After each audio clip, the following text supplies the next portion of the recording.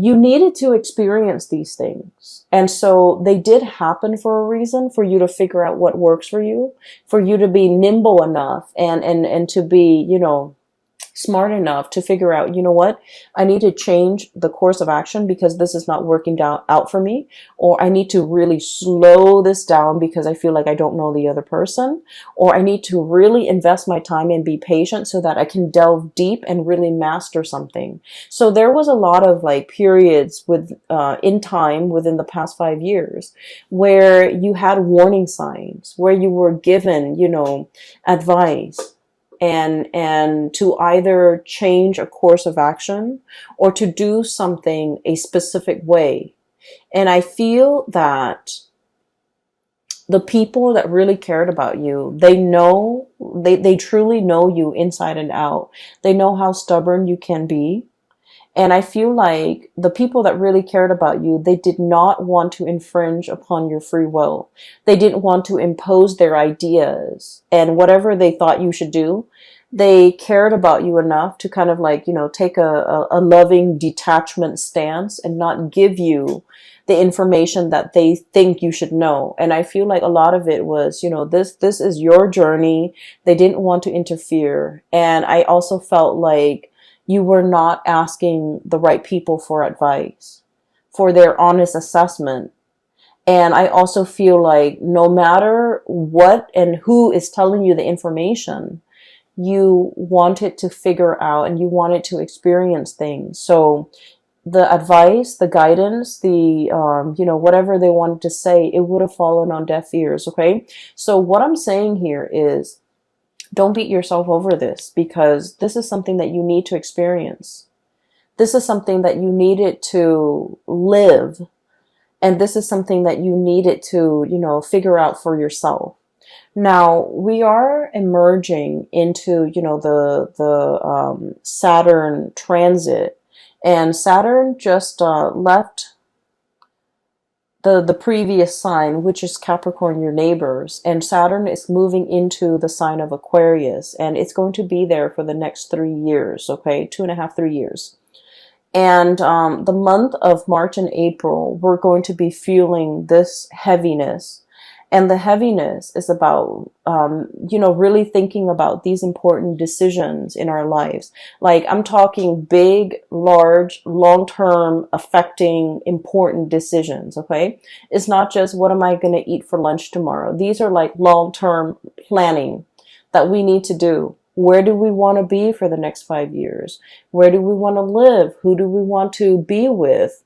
What career track are we going to pursue? So these are like big, important life decisions that are kind of laid out in front of you. And you need to know where you have been and what you've learned from them so that you can figure out where you want to go.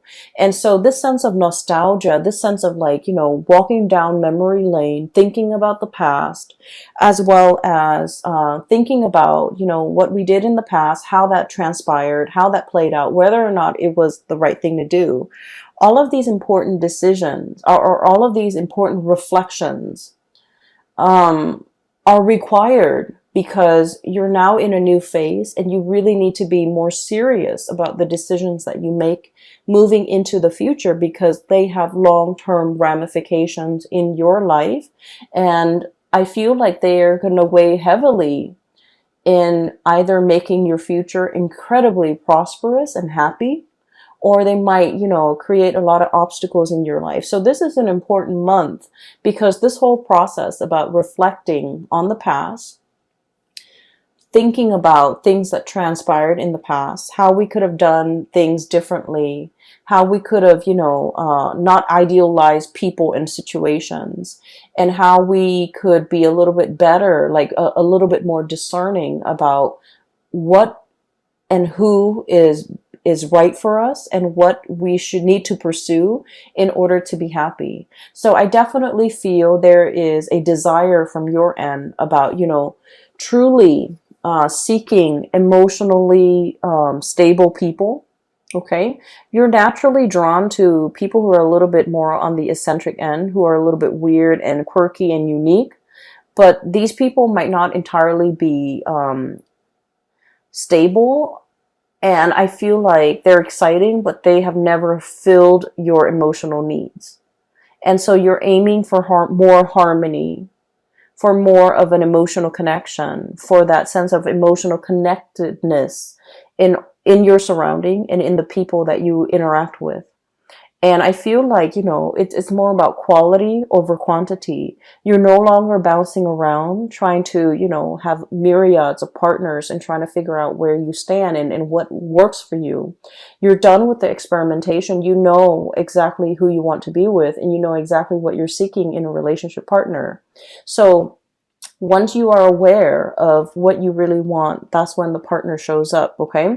So I feel like in this phase in your life, and especially for the next cycle of your life, you're seeking more emotional fulfillment, and you want a partner that is your equal, that is your match, that will reciprocate in an emotional way, that will be emotionally available to you, that will be dependable, and that will kind of like be able to know what you need without you having to express yourself.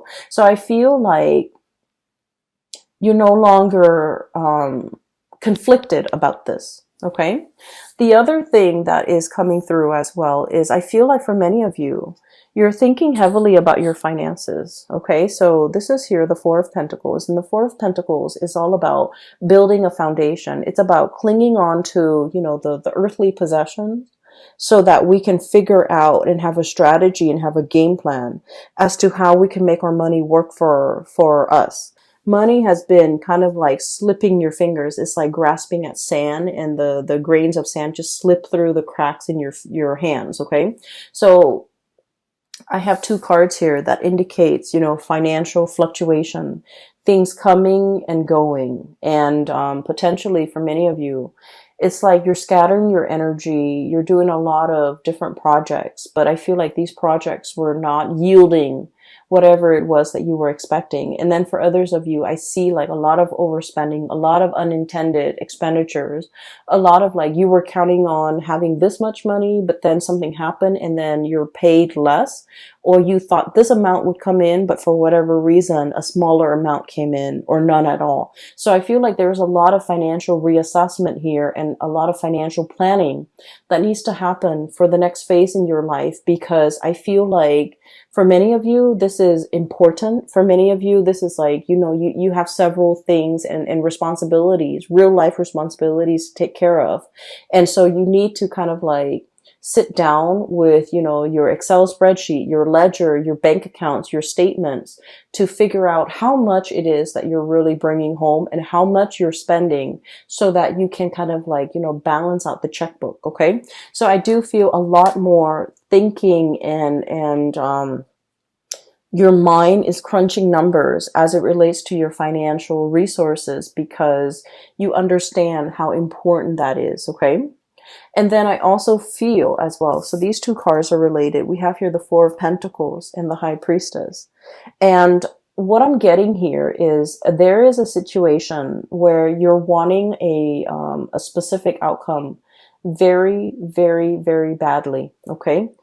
Look at how tightly she's holding on to that lobster to her chest. This is like a very strong emotional decision that you are making. And Aquarius, you are not a very emotional sign. You are a very rational sign. You think with your head and you don't think with your heart. But I feel like there is a situation here. And I feel like for many of you, it is in regards to a relationship partner. Okay.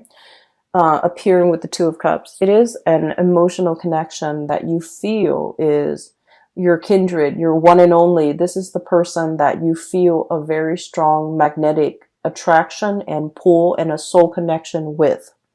And I feel for many of you, you have a really hard time letting it go. It's still very much, this person is still very much in your thoughts, in your mind, in your heart. And I feel like the feelings associated with this person, it can feel very heavy.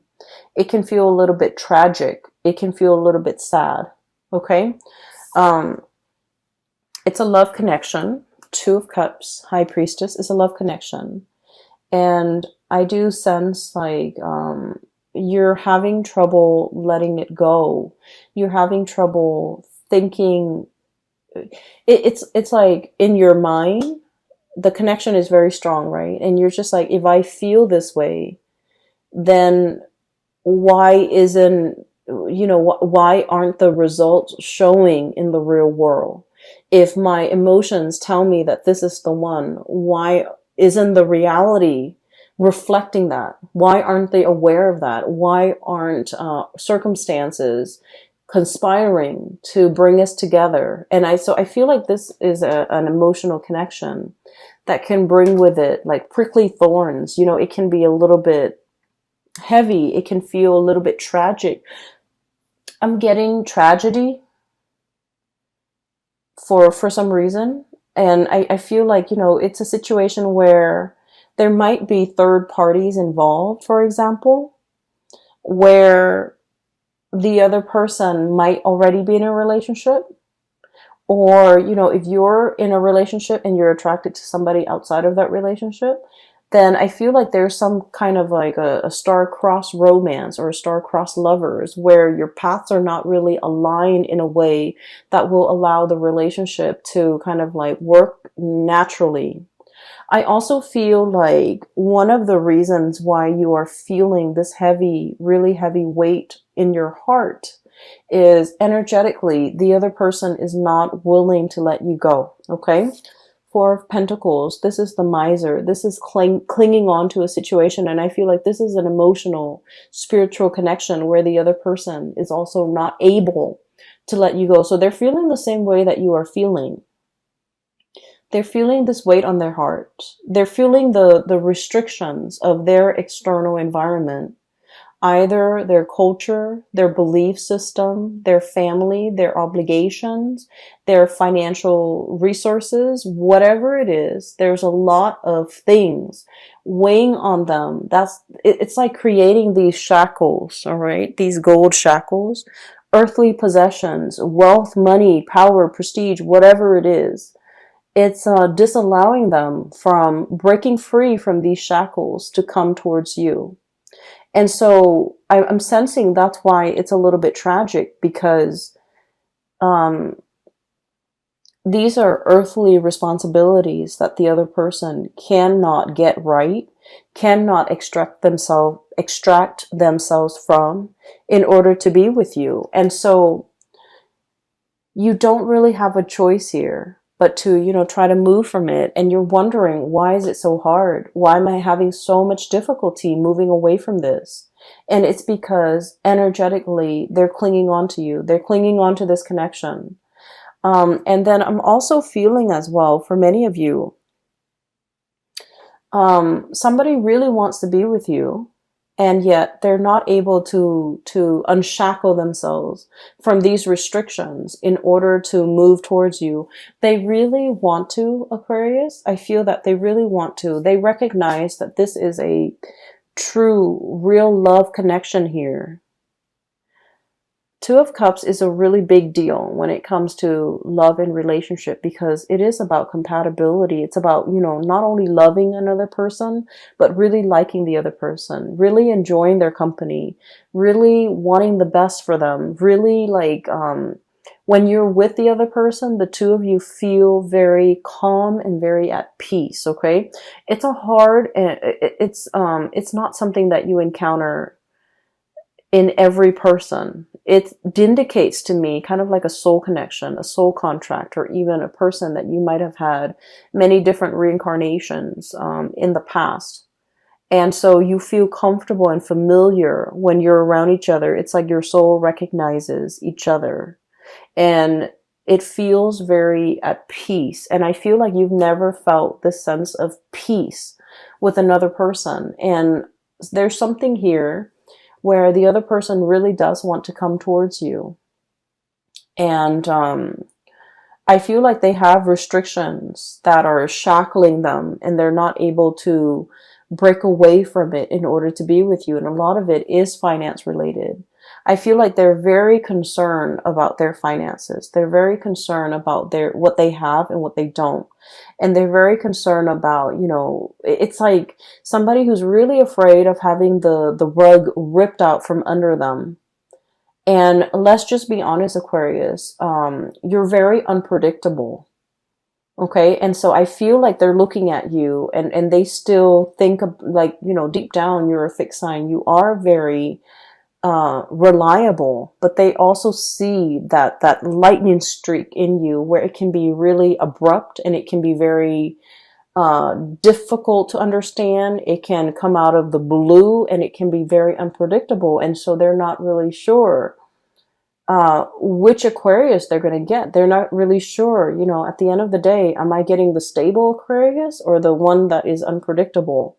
And so I feel like, there are a lot of financial maneuvering and decisions that they have to make in order to be with you. And I feel like they want to, but there's a lot of fear associated with it, okay? Because the Four of Pentacles, once again, this is a card about self-protection, okay? Not letting people in, and especially hanging on very, very tightly to our earthly possessions. And out of fear, fear of losing it all, out of lack of uncertainty is what I'm feeling. And I do sense for many of you, if you are, thinking about like your financial future, I do sense that you are going to be dipping into different projects, having a main job and a side gig, or having multiple side gigs in order to piece together a 9-to-5 job or to piece together enough money. So I do feel that the financial situation, it is going to alleviate if you are concerned about that. Okay. So at the end of the reading, what we have here is the Judgment card and the Two of Pentacles. I feel like for many of you, where you are right now financially, it's stable and it's pretty good, okay, with the Two of Pentacles here. But there might be something that is calling out to you, that is really speaking out to you, and that is kind of like luring you in, okay? So I feel like you're trying to figure out, do I take this one or do I take the other one? Do I stay here with this job or do I take something else? And there is going to be news and communication and messages coming through as it relates to a major financial decision. It could be work related, it could be job related, it could be, a new career path even for many of you. So I feel like you're really listening to your intuition. And many of you, I feel, are even willing to take a major salary cut in order to do something that makes you happier. Many of you are even willing to, relocate in order to do something that makes you a lot more emotionally fulfilled. Many of you are no longer chasing that financial stability if your heart is not in it. And then I also feel for many of you, you're also on the opposite end of the spectrum where you're just like, I don't care about the ideals anymore. I need to really buckle down and get serious about my financial future. So that means you might even take a job, even if you're not 100% happy with it. So I feel like, you both are like, for a lot of Aquarius, you might be on opposite ends of the spectrum where you're a lot more concerned about money and you're no longer idealistic. I don't want to take these, feel good jobs if they're not bringing me that financial stability. And so you might compromise or sacrifice the emotional fulfillment doing a job that you love for doing something that will bring a lot more financial resources. Okay. So I definitely feel like there is a turnaround here in the ways in which you're looking at life. And a lot of it it's like realization and epiphanies and awakening and being shown, things from the past wherein you start to understand the past and you started to understand the decisions and the choices that you've made in the past. And coming into present day, you're coming to terms with how those decisions have panned out for you, whether or not they worked, whether or not you should replicate those decisions, whether or not you need to change your strategy, or whether or not, those decisions did not work and why they did not work. A lot of it, I feel, is kind of like this impulsive jump in, ask questions later.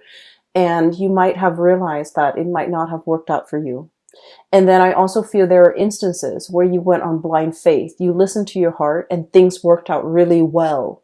And you're starting to realize that, that worked out well for me because I listened to my higher self. Okay. So I feel like there's a lot of awakening, awareness, reflection, and just, coming to this state of peace about your life. Okay. So once again, let me talk a little bit about that lotus flower, because I feel like that's what the star is really about. It's about renewal. It's about healing. It's about coming into this state of calmness where you're recognizing your true path. You're recognizing who is dotted along the way in your path in life, and who is kind of like helping you along the way, and who's meant for you to bring forward with into your future, as well as what job, what career, what mindset, what decisions are meant to be carried on with into the future. Okay.